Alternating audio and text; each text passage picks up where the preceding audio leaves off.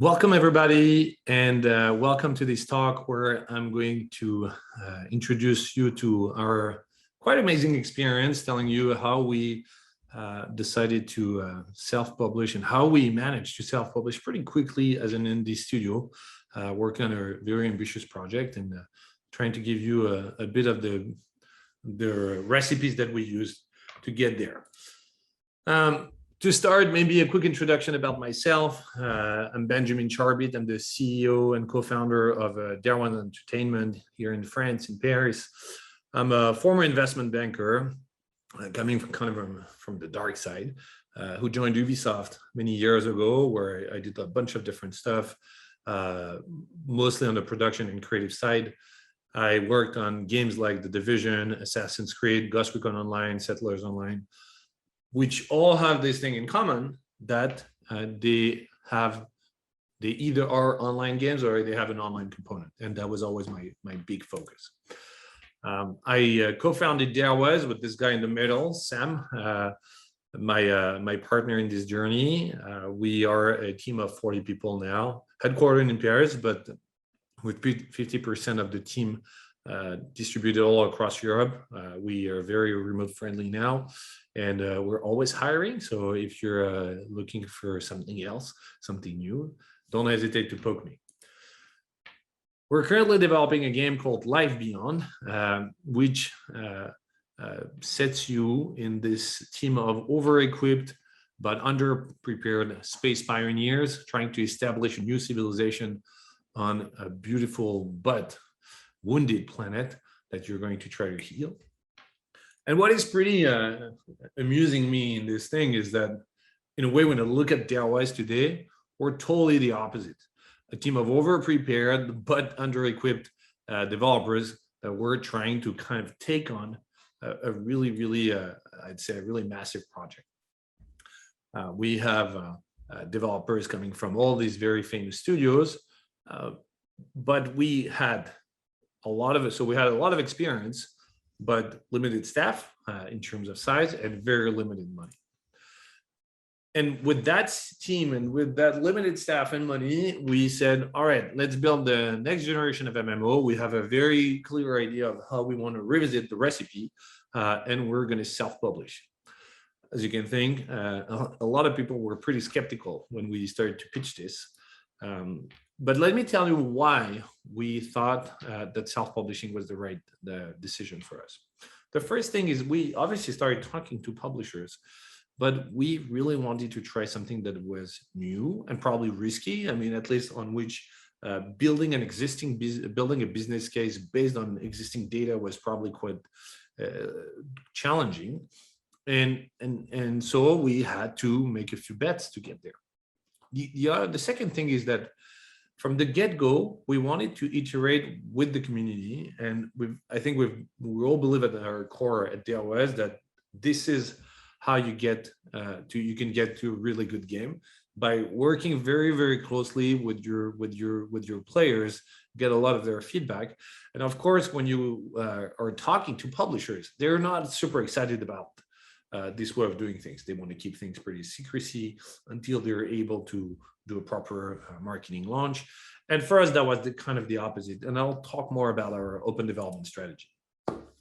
So we went to meet with venture capitalists, but for most of them, we were these dinosaurs. You know, you guys are the old school AAA developers. You only know how to make games that take 5-6 years to build, $50-100 million.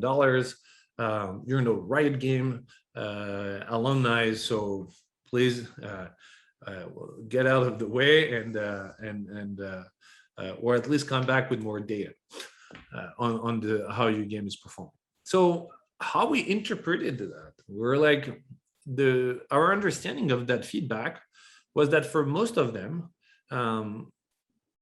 they were really challenging our ability to build, run, and operate not just a game, but a service. So beyond simply build a really kind of badass game, we would need to prove that we were able to grow a community, iterate fast, and to get the game better, and leverage data to succeed in that journey. So after this kind of round of meeting with all of these fantastic people, I remember coming back to Sam, my co-founder, and saying, dude, in 4 months, we're out. In 4 months, we're playing with our community, and we're start to test the game, so we can start getting it better using this process and using and leveraging this community.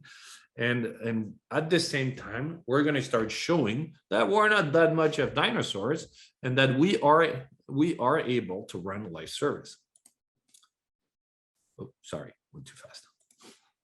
So the thing is that, as you guys know, game developers, it's true, are not the best at that. You know, they know how to make beautiful game, like really polished experience, but it always takes a lot of time.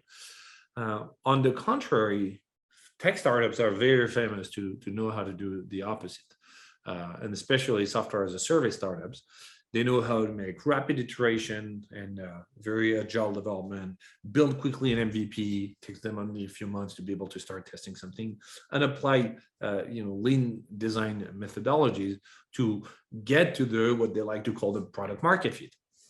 And when we started to think about it, we were developing a game as a service, an online game. So it would make sense in a way to try to get inspired by how software as a service companies and startups do.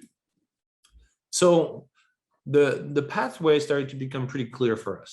First, we're going to rush to get to a minimum viable product, which would be a set of features that are necessary to be able to start testing something, a bit of an experience, so that we can provide feedback. And as soon as we've reached that milestone, we're going to iterate until we reach what we call a minimum lovable product, which this time is a satisfying experience where people are like, wow, that's great, I want to keep playing.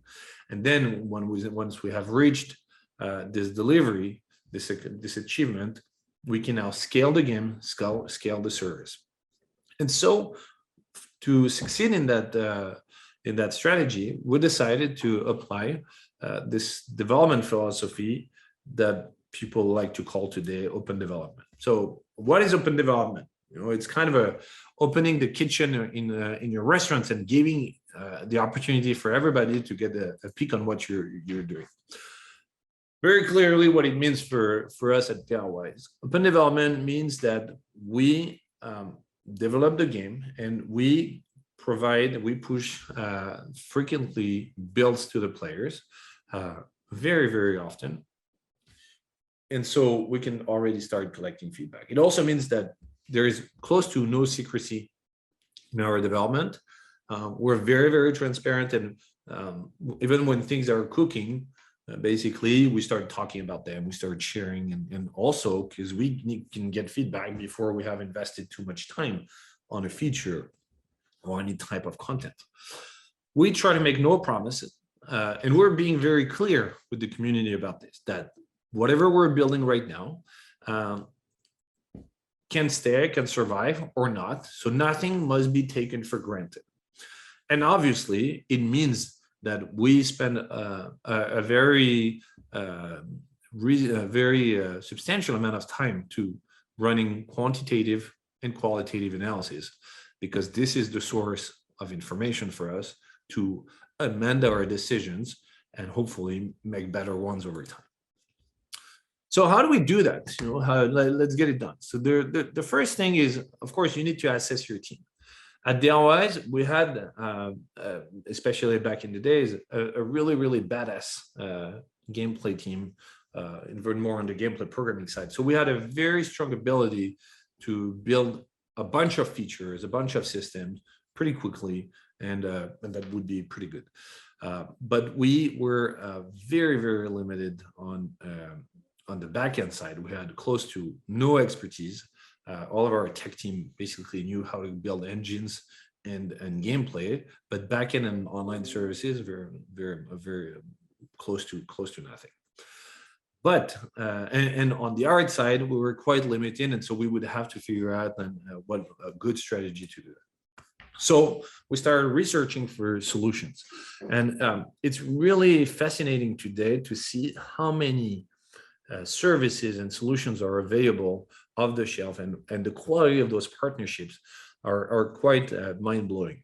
So for us, it was pretty obvious. We wanted to build a very high quality experience on the client front, and we wanted to use technology, like a technology that was really accomplished. And so we picked Unreal Engine, and we started to build some really cool partnership with key players right now in the space, in particular with Improbable and Spatial OS, and using Spatial OS for our game servers, but also Google to host some of our microservices.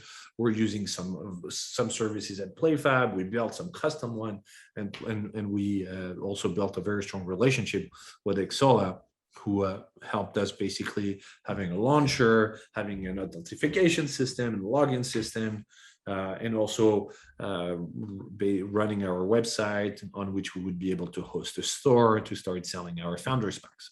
So thanks to this, and with a very limited expertise, we managed to package all of this service in a very, very reasonable amount of time. So fast every time. So what's to debrief a little bit on this strategy. When I look at it today, it's quite interesting because there are obviously good stuff and things to have in mind when you go for this kind of strategy. The first thing is, if I focus on the benefits first, it's very cost efficient at the scalable size. Because it's actually, the upfront cost for you is very limited.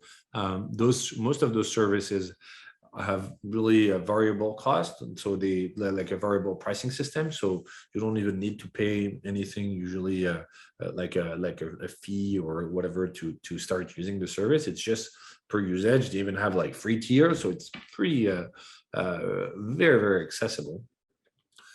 Those services are like, this strategy is absolutely scalable because you're leveraging third parties that are absolutely proven, very robust, and that have a lot of clients. So this is great because if you get the chance of having a lot of players, a lot of demand, well, you can sustain your service and you can keep your community happy.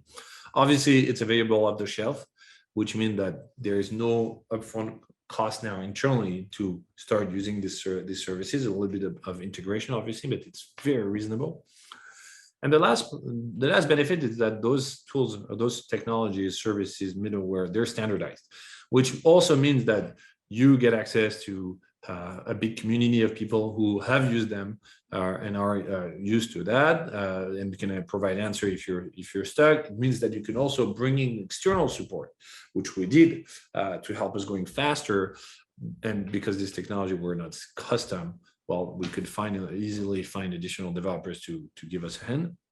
Now, obviously, it becomes quite expensive when you start to scale higher, and it might become at some point more cost efficient to have something more customized that you're going to build specifically for your need, for a cost standpoint, but also because you might need dedicated services or a way for those services to run, and that those tools will not provide that. Why? You can think of matchmaking or authentication that you might want to handle differently. The last piece of advice that I would like to give you, especially if you're in the early stage of development of your studio, is to make sure that you maintain a really good distribution between art, design, and technology in terms of staff. I think that was very much a struggle for us, where we kind of always were a little bit imbalanced. At some point, we had so many tech, but then not enough design to kind of feed and leverage this big technology group, or that we had the opposite. And so we always felt like that we couldn't totally take advantage of the strength that we had because we were weak in other areas. And so that's something that we have been very careful ever since to maintain a good balance between all of these departments. And the last piece of advice is that it's always, it's never too early, always too late to start investing in QA. At first, obviously, you want to save some money, and so you think you're just going to get your programmers and your designers to QA whatever they do in the engine, but very quickly, if you start looking even at your own cost and your velocity, you see that actually it's not a good way. It's not even a cost efficient way to do it, because QA is a job. It's a very specific skill, you need to have these experts who know how to find bugs, but also how to document them so that they can be addressed. And to be honest, investing in QA is going to be cheaper than having your programmers that are obviously a bit more expensive to spend a lot of amount of their time figuring out the bugs, testing this thing, instead of fixing them, instead of developing systems and content. So that's what I wanted to tell you today. I hope it gives you a good overview of what we've been through, and probably triggers more questions that I'll be very happy to answer. Thank you very much.